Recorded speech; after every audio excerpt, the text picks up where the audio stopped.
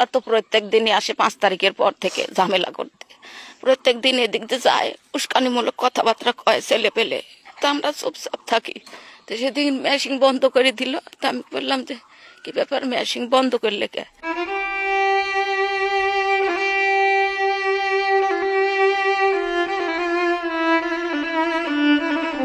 সুপ্রিয় দর্শক, আমরা একটা হৃদয় বিদারক, খুবই মর্মস্পর্শী একটা বিষয় নিয়ে আজকে আপনাদের সামনে এসেছি। দুর্গাপুরের গোনাজিপাড়া গ্রামে এখানে অনেক হিন্দু ভাইরা বসবাস করে। আমরা রাষ্ট্র থেকে সমাজের সকল লোক আমরা এদেরকে সংখ্যাগরিষ্ঠ বা সংখ্যালঘু বলতে চাই না, আমরা এদেরকে আমাদের মতোই, অন্যান্য ধর্মাবলম্বীর মতোই আমরা ভাবতে চাই। কিন্তু কিছু দুর্বৃত্তকারী আছে যারা এই মানুষগুলোকে সংখ্যালঘু ভেবে তাদেরকে বিভিন্নভাবে অন্যায়, নির্যাতন এবং অত্যাচার চালিয়ে যাচ্ছে। আমরা আসলে জানতে পারলাম গত বৃহস্পতিবার 27 তারিখ রাতে কোনো দুর্বৃত্তকারী দল এসে তাদের এখানে যেভাবে আগুন লাগিয়ে দিয়েছে সেটা খুবই হৃদয় বিদারক এবং খুবই মর্মস্পর্শী ঘটনা। আমরা শুনবো সেই ঘটনা, কি ঘটেছিল সেদিন। গত পরশু দিন আগেকার আমার বাবাই পুকুরটা কাটে, মোটামুটি 35 বছর হচ্ছে, 46 বছর হচ্ছে জমি কিনা। এর মধ্যে কোনো ঝামেলা হয়নি। এই 5 তারিখের পরে 6 তারিখে ওরা হামলা দিতে আসে, সে বিভিন্ন কথাবার্তা বলে। তারপরে আমি তাদেরকে অনুরোধ করি, দেখেন আমরা হিন্দু মানুষ, ইয়ে করেন না, আমরা আপনারা যেটা বলবেন সেটাই করব। তারা কিছুই মানেন না। লাস্টে কোর্টে মামলা দিয়ে দিল। মামলাতে এসিলেন্ট তদন্ত হওয়ার পরে গত 18 তারিখে আমাদের পক্ষে রায় হয়েছে। হ্যাঁ, না, এই যে এই মাসের এই মাসের 18 তারিখে রায় হয়েছে। তে রায়ের কপি থানা থেকে আমাদেরকে দিয়ে গেছে, দিয়ে দিয়েছে, মাছ ধরার অনুমতি দিয়েছে। আপনি আর বলছে পুকুর আপনারা ব্যবহার করেন, আর সমস্যা হবে না। তারপরে আমি পানি জল কমানোর জন্য আমি মেশিন সেট করি। সেট করার পরে ওরা মোটামুটি 4টার সময় আসে, ওই সামাদের নাতি এসে মেশিনটা বন্ধ করে দেয়। মেশিনটা ওখানে চলতেছিল, তখন ও যা মেশিন বন্ধ করে দিছে। তখন বলছে যে তুমি মেশিন বন্ধ করলে কেন? করছে আমার ইচ্ছা হয়েছে বন্ধ করে। কে মেশিন বন্ধ? তখন ওই যে বাঁশের লাঠিটা দিয়ে মারতে উঠছে। হ্যাঁ, মারতে উঠছে। পরে আমরা এসে মেশিন, ওরা চলে গেছে, আবার মেশিন স্টার্ট করছি। করে 9টার সময় হুজুর আমাকে ফোন দেয়, গোলাবাড়ির হুজুর ফোন দিয়ে বলে যে আপনি মেশিন চালাচ্ছেন? বলছে হ্যাঁ মেশিন চালাচ্ছি। আমার পুকুরে মেশিন চালাবো না? পুকুরে ঝামেলা মিটানি। আমি কি ঝামেলা? কেসে রায় হয়েছে, আমাকে থানা অনুমতি দিছে। তারপরে আফজাল আবার ফোন করে, কয় যে তুই মেশিন চালাচ্ছু? তাই আমি মেশিন চালাবো, তো চল তো শালার বাড়ির যাই। তখন আমি ভয়ে মেশিনটা বাড়ির মধ্যে নিয়ে দিয়ে দিই। দেওয়ার পরে সমস্ত গেট টেট আটকা থাকি। ওরা আমাদের মন্দিরের ওখানে আমাকে খুঁজতে যায়, 7-8 জন খুঁজতে পাই নাই। তখন আসে ওই যে মেশিনের নিচকার পাইপটা নিয়ে চলে গেছে, রাত্রি আনুমানিক 9টার সময় নিয়ে চলে গেছে। আমার ভিডিও করাও আছে। তারপরে 10টা কয়েক মিনিটে আবার ওই আফজাল আমাকে ফোন দেয়, আমি ফোন ধরি না। আনুমানিক রাত্রি 11টার দিকে আমরা ঘরে শুয়ে আছি। গ্রামের সমস্ত লোক হয়েছে কয়েছে আগুন আগুন আগুন চিৎকার। আবার দরজা ঢাকতেছে, আমি আর খুলতে পারতেছি না। বাহির থেকে 2 গেটেরই সিটকি আটকায় দিছে। হ্যাঁ, এই পাশে দুইটাই সিটকি আটকায় দিছে। দিয়ে এই যে এখানে একটা বাল্ব ছিল, এই কারেন্টের লাইনটাও কেটে দিছে। দিয়ে আগুন, গ্রামবাসী তখন এসে লিভাইছে। এবং আমার প্রচুর আউট ছিল, এখানে খড়ে পালা ছিল, ইয়েছিল, ক্ষতি। 2 মোটর আছে, মোটরের জল না দিলে আমার বাড়িঘর সমস্ত পুড়ে শেষ হয়ে যেত। হ্যাঁ, মানে শুধু কি আপনাদের এই পুকুর সংক্রান্ত? হ্যাঁ হ্যাঁ, সংক্রান্ত, পুকুর সংক্রান্ত। ওরা কি ইতিপূর্বেও কি কোনো রকমের? ইতিপূর্বে যে আমাদের গ্রামের মন্দিরের 2টা পুকুর আছে, এই ওরা সমস্ত পুকুরগুলো নিয়ে নিছে দখল করে। 3টে ডিপ আছে, 3টে ডিপও দখল করে নিয়ে নিছে। এটা হচ্ছে গোলাবাড়ির ফারুক, হুজুর, আফজাল, আশারি, তারপরে হচ্ছে আরো বিভিন্ন সামাদ, এরাই সব। মানে কিছু হচ্ছে ইয়েরা, আপনি যারা শয়তান দুষ্কৃতী তারা আর কি। ওরা কোন দল করে? ওরা বিএনপি করে। কাকির কাছ থেকে শুনি যে কি ঘটেছিল কাকি সেদিন। আর তো প্রত্যেক দিনই আসে 5 তারিখের পর থেকে ঝামেলা করতে, প্রত্যেক দিন এদিক দিয়ে যায়, উস্কানিমূলক কথাবার্তা কয় ছেলে পেলে। তো আমরা চুপচাপ থাকি। তো সেদিন মেশিন বন্ধ করে দিল। তো আমি বললাম যে কি ব্যাপার, মেশিন বন্ধ করলে কে? গত পরশুদিন। হ্যাঁ, তখন ওখান থেকে এক লাঠি লিজে মারবে, আমি চলে আসছি। তারপরে তো এগুলা অশান্তি করতেছে। তো আমরা আমার জীবনের নিরাপত্তা চাই, আমরা দেশে বাঁচতে চাই, আমরা এই দেশে শান্তি থাকতে চাই। আর আমার এইসব ইয়াগুলা অশান্তি, এই ঝামেলা ভালো লাগে না। এই 5 তারিখের পর থেকে এগুলা করতেছে, আগে আসেনি কোনোদিন। এই 5 তারিখের পর থেকে প্রত্যেক দিন আসে, দিনে 2 বার আসে, 3 বারও আসে। হ্যাঁ, উস্কানিমূলক ছেলে ফেলে এদিক দিয়ে যায়, কথাবার্তাও বলে। হ্যাঁ, আমাদের নিজেরই না, নিজেরই। হ্যাঁ, এতদিন আসেনি, এই 5 তারিখের পর থেকে খুব অত্যাচার করতেছে, ঝামেলা করতেছে। প্রত্যেক দিন আসে যায়, অনেক কথাবার্তা বলে ওরা। এখানে কি কি ছিল? এখানে সরষের কাটা ছিল, আউরের পালা আর শুলার পালা ছিল। মানে উদ্দেশ্য ছিল যে যাতে এখান থেকে কোনোভাবে, হ্যাঁ, ওরা না জানতে পারলে তো আমরা তো সবাই ভিতরে পুরি মরে গেলাম নি।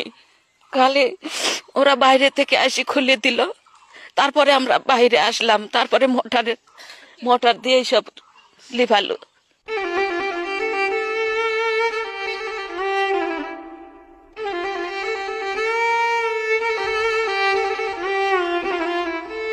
আমরা গ্রামবাসীর কাছ থেকে কিছু শুনি। ভাই, সেদিন কি ঘটেছিল? সেদিন আমি বাসায় ঘুমাইছিলাম, গ্রামবাসীর চিৎকারে 10:40 এরকম, 10:40 কি 45 হবে এরকম অনুমান।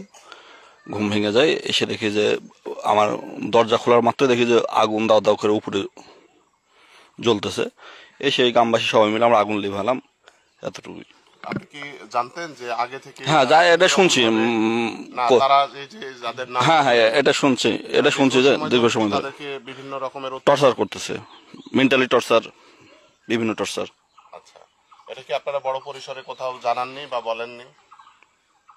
ওইভাবে আমরা কোথাও তাদের বিভিন্ন প্রগতিশীল যারা রাজনীতি করে তাদেরকে জানাইছি, তাদেরই বিএনপির, তারা এইসব সমর্থন করে না, কিন্তু তারাও তাদের মানে তারা তো আসলে রাজনীতি করে না, তারা তো দুষ্কৃতিকারী, তারা তাদের সাথেও পেরে উঠতেছে না। আমরা একজন মহিলার কাছ থেকে শুনি। আপনি কি সেদিনের ঘটনা সম্পর্কে কিছু জানেন? সেদিনকার ঘটনা স্যার আমরা সকালবেলা শুনেছি যেরকম আগুন ধরার বাড়ি পুরা দিছে ধরেন, তাতে আমরা জানি। আর এর আগেও আমাকে স্যার এই নামার পর, এই হাসানা নামার পর আমাকে হচ্ছে সুদিকে টাকা দিয়েছিলাম স্যার। সে টাকার জন্য আমাকে ধরেন বিএমপির আমার এক মানিছেও ধরে আমাকে বাড়ির যে রাতে মারিয়েও থুয়েছে, থুয়ে এসে আবার টাকাও আদায় করে দিছে কেস টেস করে। এরাই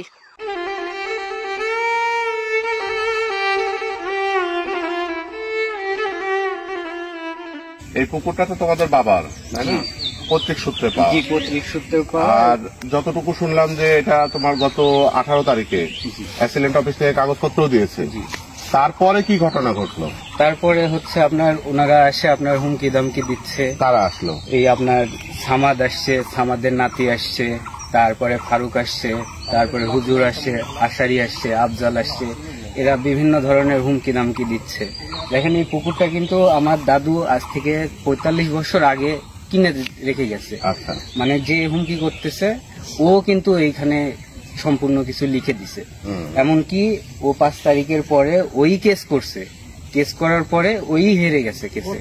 কোর্ট থেকে রায় আমাদেরকেই দিয়েছে। এমনকি কোর্ট থেকে বলছে যে আপনারা রায় পাওয়ার পরে পুকুরে মেশিন সেট করে পানিটা কমান, মাছটা ধরে নেন।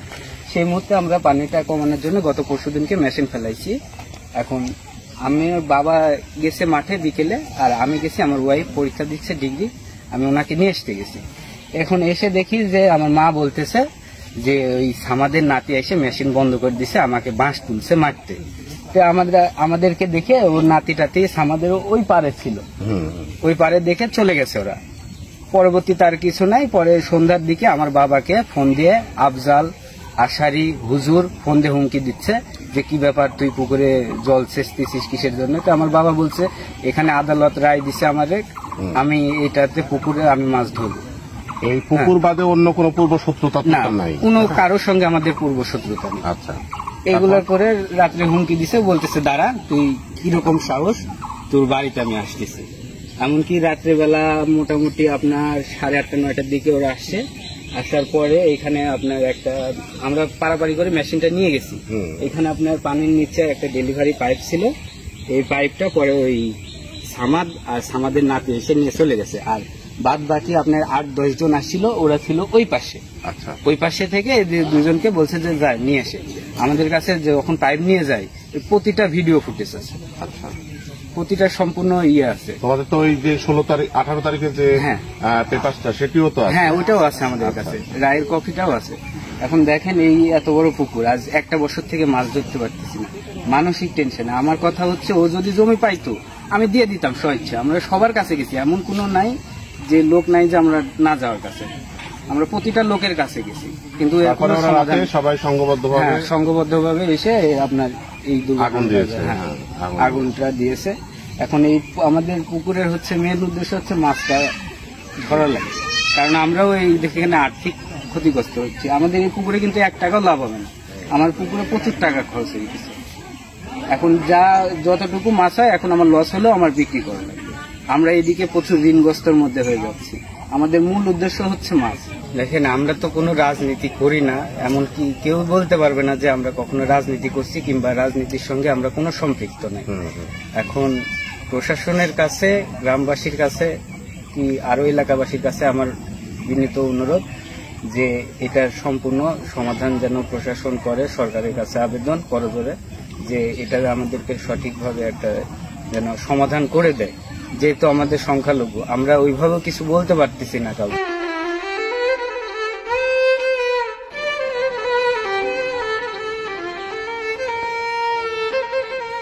তাহলে আপনাদের সাথে আগের কোনো পূর্ব শত্রুতা ছিল না? আগে কোনো পূর্ব শুধুমাত্র এই পুকুরকে কেন্দ্র করে 5 আগস্টের পরে এই ঘটনাটা ঘটছে। তো আপনি যে গত 18 তারিখে রায়ের কপি পেলেন, সেই কপিটা যদি একটু দেখাতেন। হ্যাঁ, এই যে রায়ের কপি, এটা সে নোটিশ করেছিল, সেই হচ্ছে কেসটা করছে। এই যে কেসটা সেই করছে করে মোটামুটি 18 তারিখে রায়ের কপি। এটা রায়ের কপি, এটা রাজশাহী জজ কোর্ট ম্যাজিস্ট্রেট কোর্ট থেকে রায় দিয়েছে আমাকে। আচ্ছা আচ্ছা, হ্যাঁ, ম্যাজিস্ট্রেট কোর্ট থেকে রায় দিয়েছে। এটা আপনি কপি পেয়েছেন কবে? এটা কপি পেয়েছি 20/2/25 তারিখে। 25 তারিখে। তারপরে এই রায়ের কপি পাওয়ার পরও যদি আমরা নির্যাতিত হই তাহলে তো আমাদের এই দেশে থাকাই সমস্যা, কারণ সংখ্যালঘু হিসেবে তারা ব্যাপক অত্যাচারিত করতেছে এবং আমরা নির্যাতন হচ্ছি। আমাদের এটা আমরা বিচার চাই এবং ব্যবস্থা চাই। সুপ্রিয় দর্শক, এই মানুষগুলো কিন্তু আসলে আমরা কখনোই বা সরকার কখনো সংখ্যালঘু বলতে চায় না। এরা আর 5টা মানুষের মতোই মানুষ। মুসলমান, হিন্দু, বৌদ্ধ, খ্রিস্টান সবাই একই, মানে সমানভাবে তারা কিন্তু সম অধিকার পেয়ে থাকে। বা বাংলাদেশের যে সরকারই থাক তারা কিন্তু কখনোই এদেরকে সংখ্যালঘু বলতে চায় না। যারা সংখ্যালঘু মনে করে, যারা দুর্বৃত্তকারী, তাদের কোনো জাত নেই, তাদের কোনো দল নেই। এরা অবশ্যই তারা সন্ত্রাসী কার্যক্রম চালাচ্ছে এবং ইমেজ ক্ষুণ্ণ করার জন্যই তারা এই কার্যক্রমগুলো চালিয়ে যাচ্ছে। আপনারা অবশ্যই এদের বিচার চাইবেন এবং অবশ্যই এদের বিচার হওয়া উচিত। তাদের আইনের আওতায় এনে এদের বিচার হোক এবং এই সাধারণ মানুষগুলো তারা সুষ্ঠুভাবে এবং সামাজিক নিরাপত্তার সাথে তারা বসবাস করুক এবং তারা আমাদের এদেশের ইমেজ বা ভাবমূর্তি যেন কোনোভাবে ক্ষুণ্ণ না হয়। আপনারা অবশ্যই সচেতন থাকবেন, রাজ টিভির সাথে থাকবেন। আসসালামু আলাইকুম।